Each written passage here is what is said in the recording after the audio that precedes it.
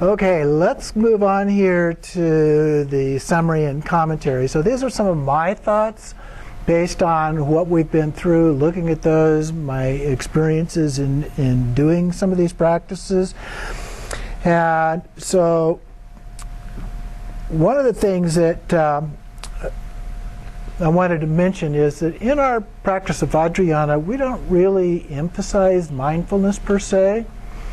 But what I've found in studying these things, because we tend to emphasize shamatha, which is very similar in many respects, as I pointed out, but mindfulness itself, I think, provides a somewhat better, more solid foundation for doing a lot of the other things that we do. It helps us with learning to really focus our attention, to be alert about the things that are going on in terms of our body, in terms of the feelings, in terms of our mind, by doing them at a level of detail that we typically don't do in the Vajrayana tradition. And so in that sense, I find that it would be particularly helpful to beginners and even some of us who may not have done those practices before, and we find that we get too wrapped up in all the things that we're doing during the day, that going back and doing these practices could be very beneficial to us and learn to focus on that. The Buddha clearly talked about the importance of mindfulness as a part of that, and even to the point of saying it was a key to his own enlightenment.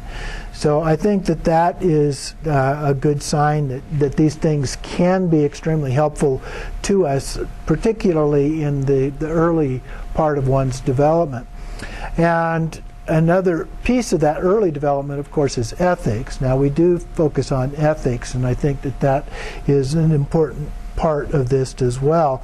But this idea of developing a skill of focused attention on something, and in this case a variety of things, is very helpful in terms of skill development.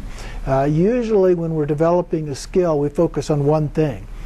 But then we learn to take that skill and apply it to something that's a little bit different. And then another one that's a little bit different. And another one that's a little bit different.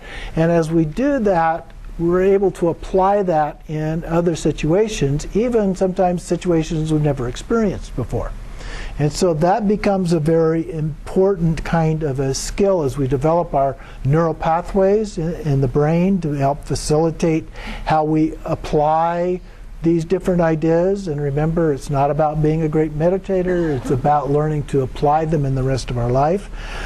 So as a tool or an aspect of training the mind, I found it to be something very meaningful that I thought would be helpful to others. And so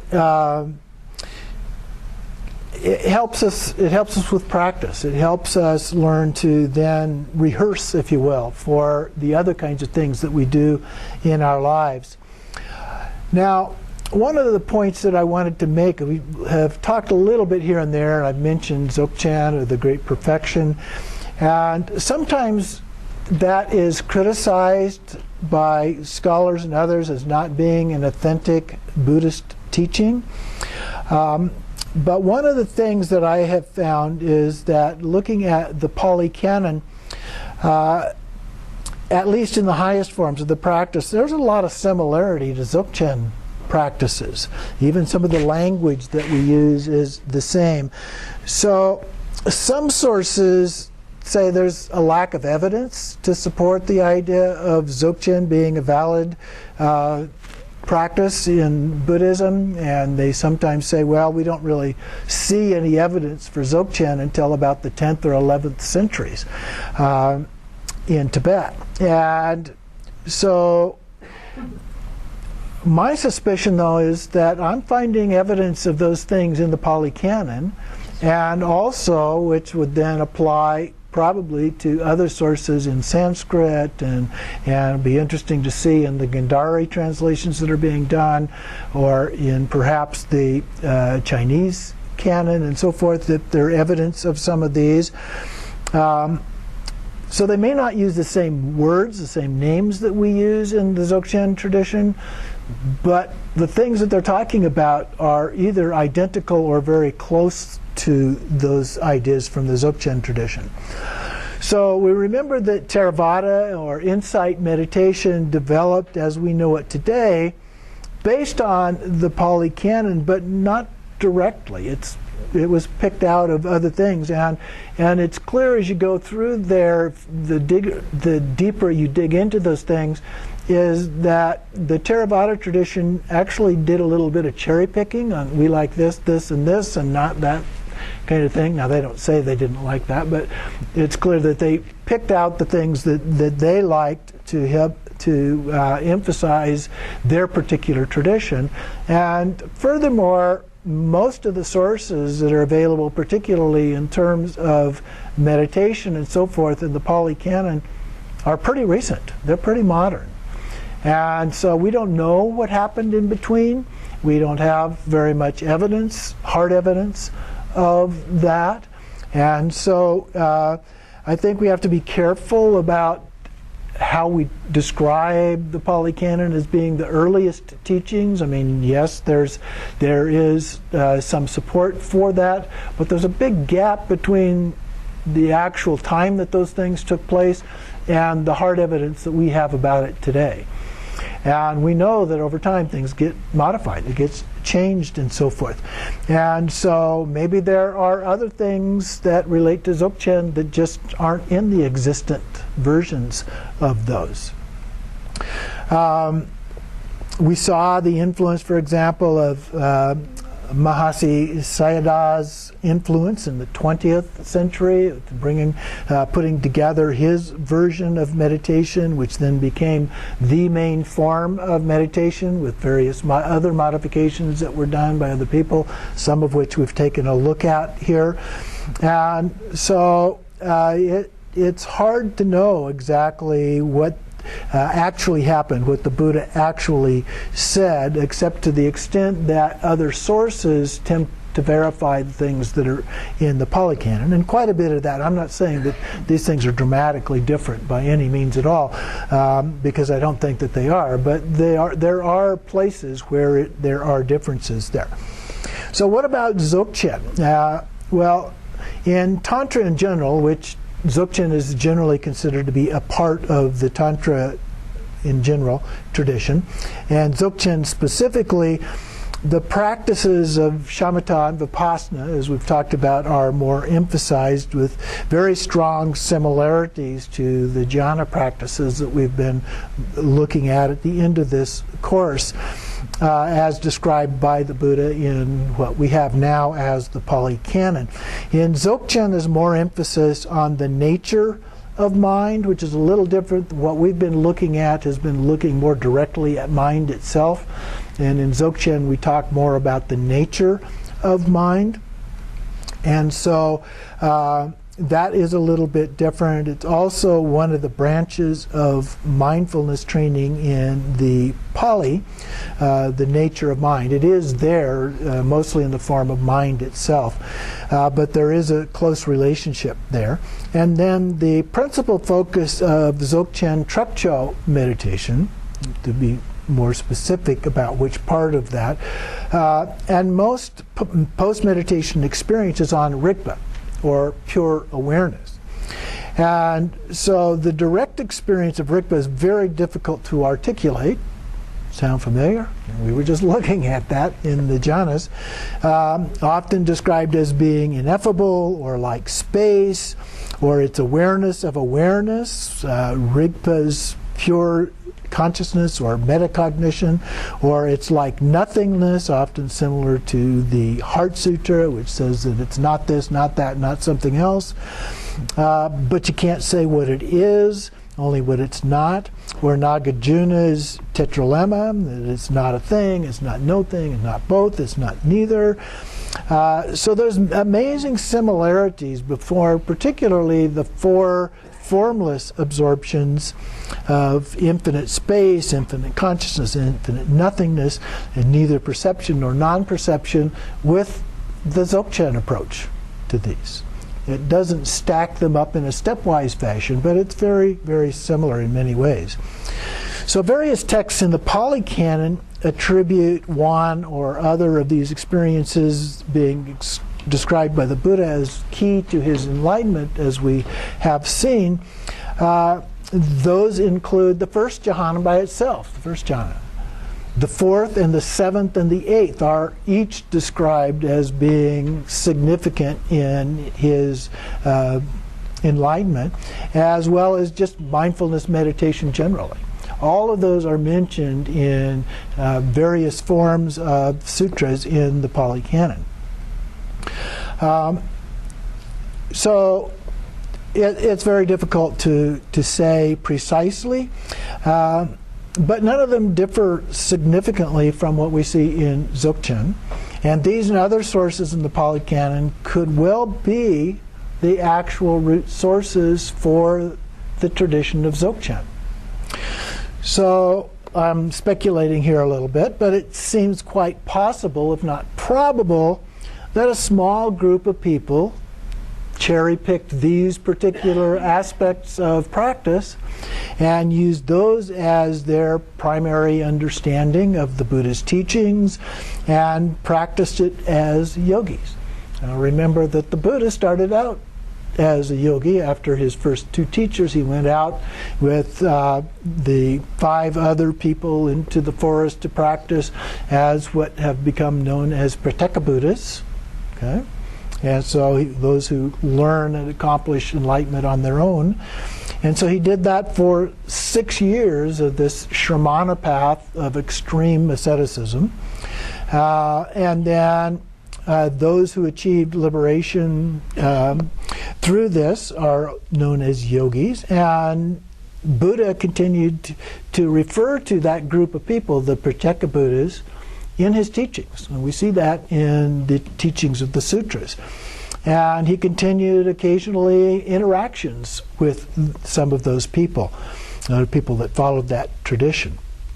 So that model, with some of the Buddha's own modifications, because he said he didn't achieve enlightenment just based on the traditions itself, the Shramana tradition, but he modified some of those things, and through those modifications he came to an understanding that led to his middle way approach to attaining enlightenment.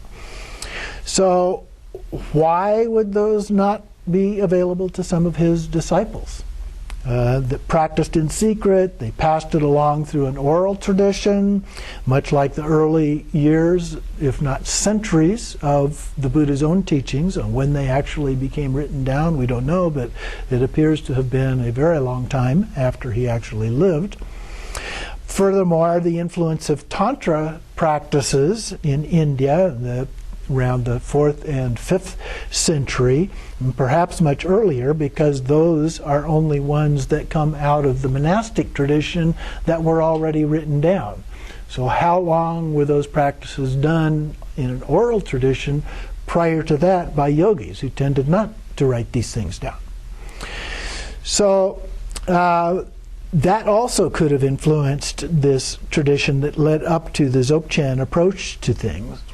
And so the transmission into Tibet, attributed to Padmasambhava around the end of the 8th century, along with the beginnings of the monastic tradition in Tibet, until the early Dzogchen was largely driven back to its yogi roots, that is to householders, not monastics, by King Langdharma, when he came in and tried to destroy, or did destroy, have the monastic temples and so forth all destroyed.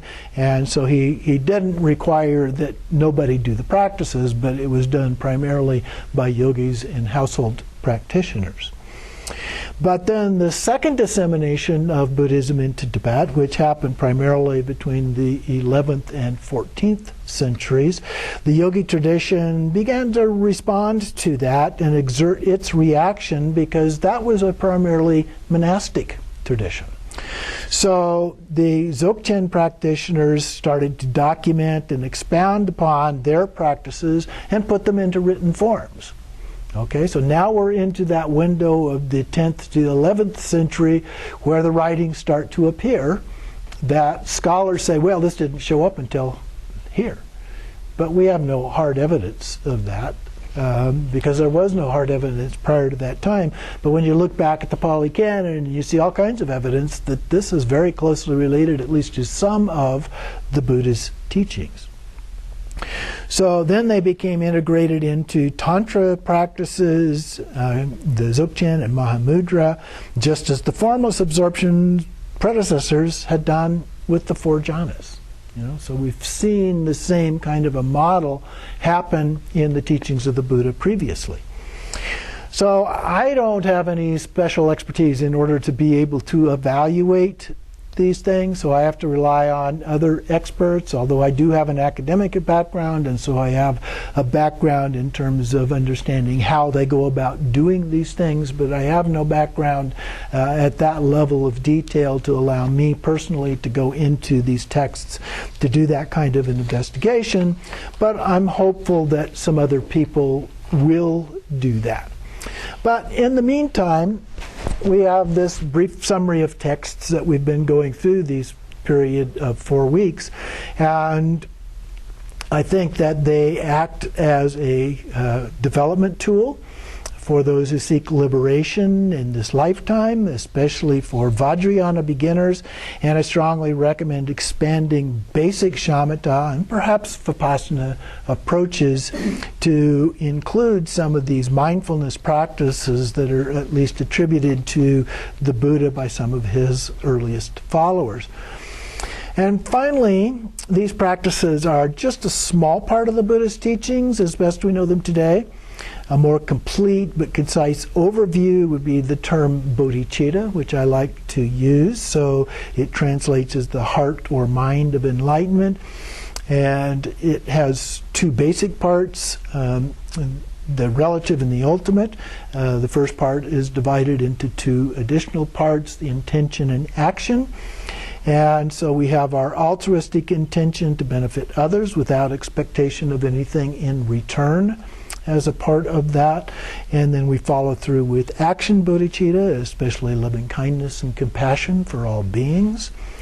And then in the Pali Canon, we have the emphasis that we find on Mahayana and Vajrayana that represents one, not in some of the things found in the Pali Canon are emphasized in Mahayana and Vajrayana that represent one of the two wings of liberation, that being the relative aspect. And so then the second part of bodhicitta, the wisdom aspect, this is where vipassana meditation comes into play, and that helps us to achieve insight into the true nature of mind, to help us achieve transcendent understanding, the direct experience beyond our ordinary understanding of things.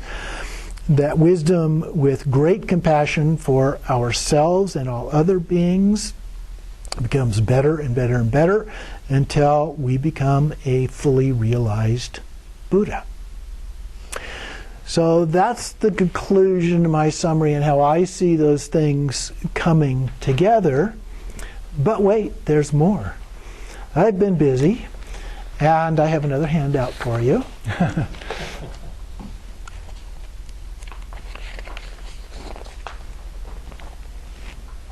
I'll add this to the online version who are watching online. And so I did a brief review of some of the things, the importance of mindfulness and what that is, and some of the synonyms for what that means. And then I talked a little more about ethics, because we didn't really talk about ethics, just a very brief introduction to that. And actually the source document that I originally wrote actually has a fairly long thing on ethics, but I summarized it here for you, not to go through that, but just to give an idea. We talked in a little earlier about the basic principles of the 5 basic principles of do not kill, do not lie, avoid sexual misconduct, do not take what is not given, and avoiding intoxication or greed. And so some of these are a little bit complicated. We get into the specifics of those, so that requires more detail.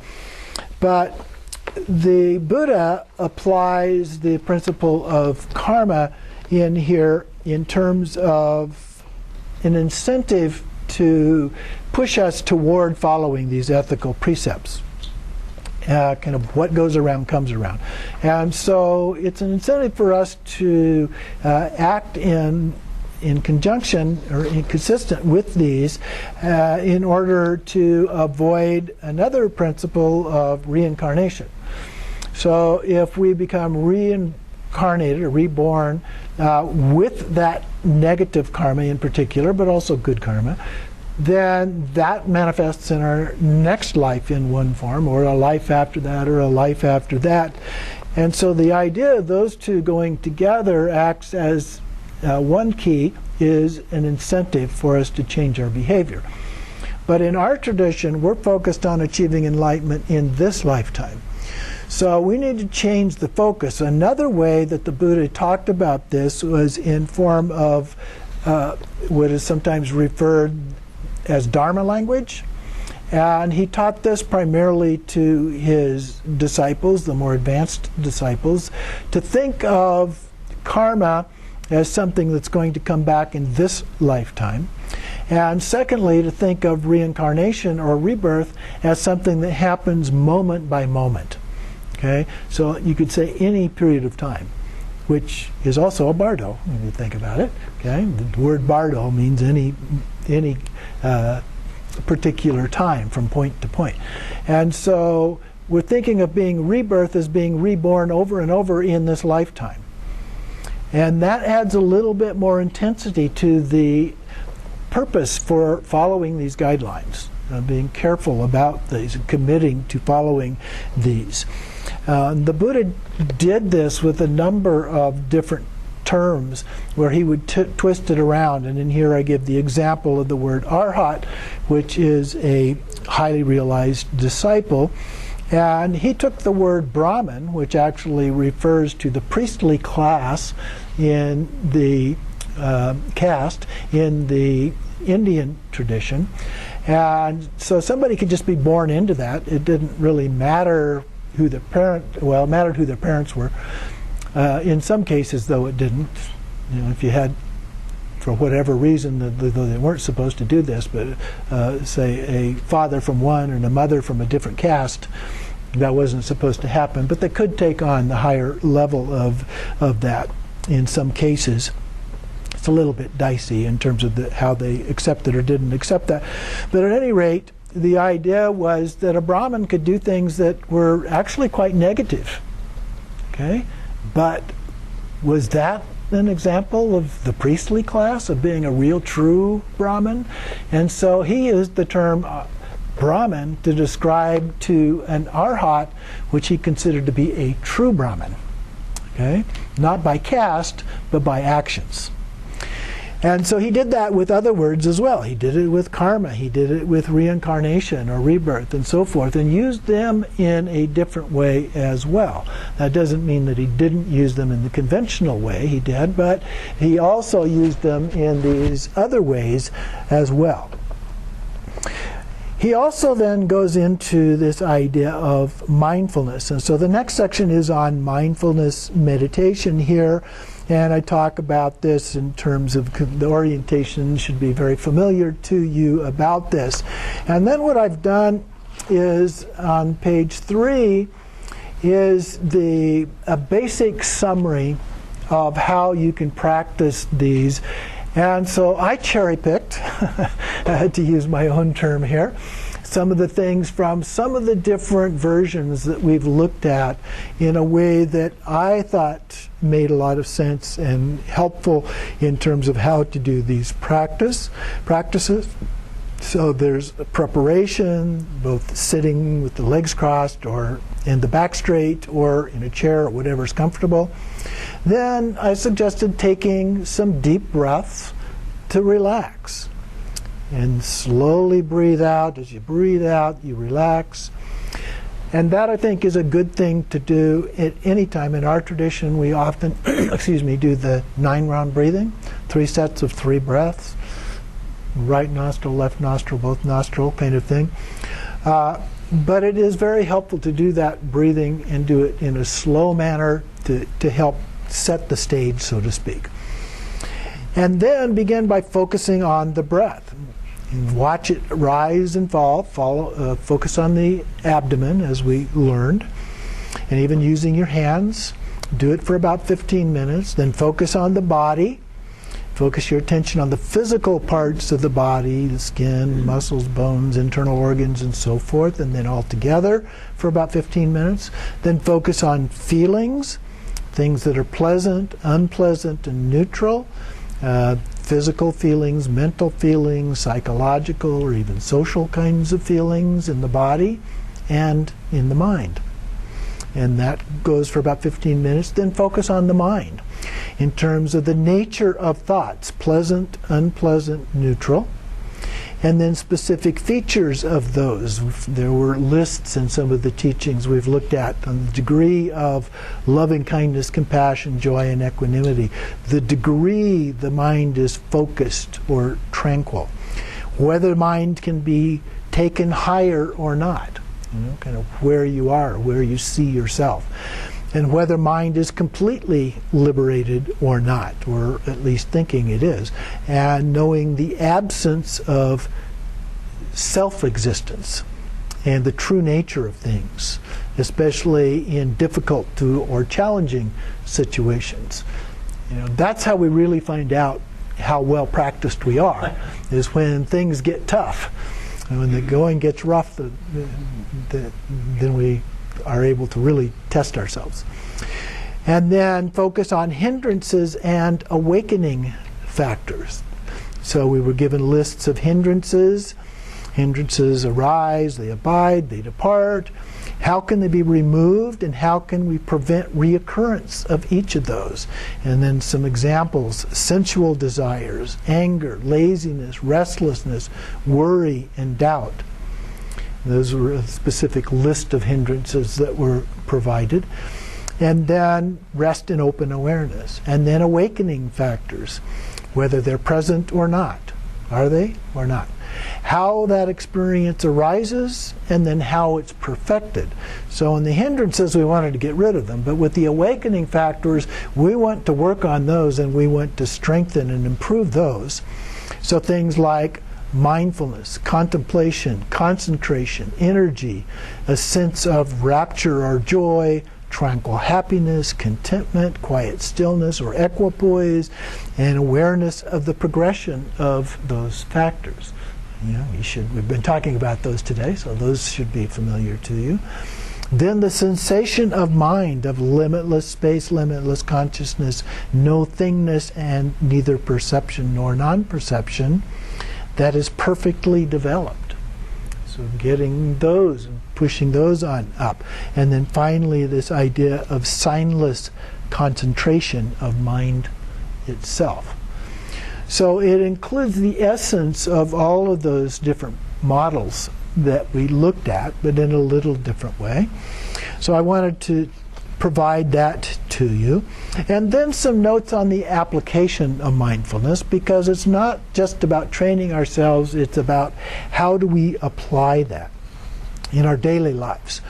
So, we do use those then to apply to everything that we think, say, and do.